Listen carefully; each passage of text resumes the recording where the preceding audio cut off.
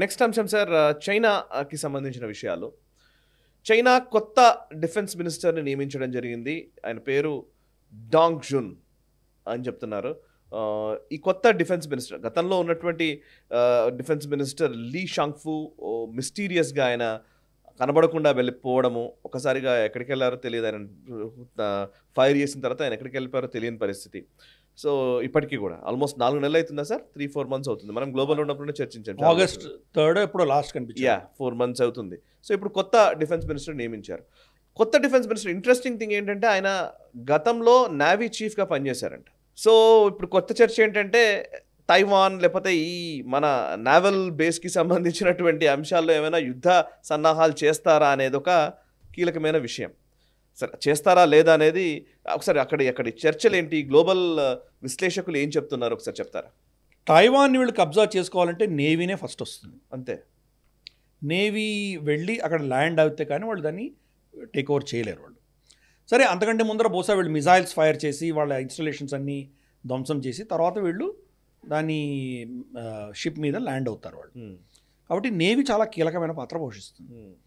So ఈయనను appoint చేయడం అన్నది సిగ్నల్, చాలా క్లియర్ సిగ్నల్. అంతేనా?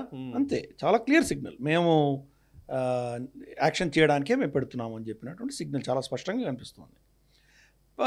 ఇంతకాలం ఎవరిని అపాయింట్ చేయలేదు. అవును, అపాయింట్ చేసిన లీ షాంగ్ఫు తన నమ్మిన బంటు అతన్ని తీసేశాడు.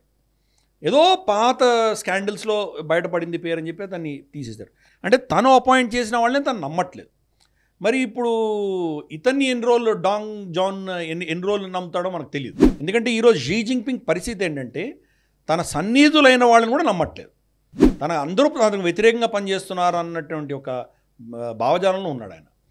కాబట్టి అటువంటి పరిస్థితుల్లో ఈయన కూడా ఎంతకాలం ఉంటాడో మనం చెప్పలేం. ఫర్ ఇన్స్టెన్స్ వాళ్ళ ఫారెన్ మినిస్టర్ 4 నెలలు ఉండిపోయినటువంటి ఫారెన్ మినిస్టర్ చింగాంగ్ ఎవరైతే ఉన్నారో ఆయన బహుశా చంపేశారు అని చెప్పి వార్తలు వస్తున్నాయి. అప్పటి నుంచి ఇప్పటిదాకా ఆయన బయట కనిపించలేదు. అలాగే లీ షాంగ్ఫు కూడా బయట కనిపించలేదు. వీళ్ళు బతుకున్నారా చనిపోయారో కూడా తెలియదు ఎవరికి.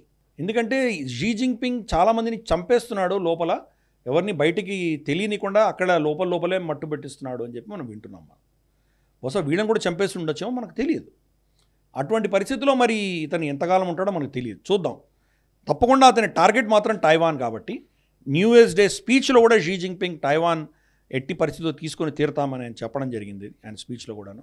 కాబట్టి ఈ మూవ్ అయితే నేవీ నుంచి వచ్చినటువంటి వ్యక్తిని చీఫ్ డిఫెన్స్ మినిస్టర్ చేయడం అన్నది తప్పకుండా ఒక సంకేతం కింద మనం భావించాలి. చూద్దాం రాబోయే రోజుల్లో మరి ఇతను ఎటువంటి నిర్ణయాలు తీసుకుంటాడో ఏమవుతుందో చూద్దాం. మనం జాతీయవాద జర్నలిజానికి అసలైన వేదిక నేషనలిస్ట్ హబ్ ని సబ్స్క్రైబ్ చేసుకోండి. నోటిఫికేషన్స్ కోసం బెల్ ఐకాన్ పై క్లిక్ చేయండి.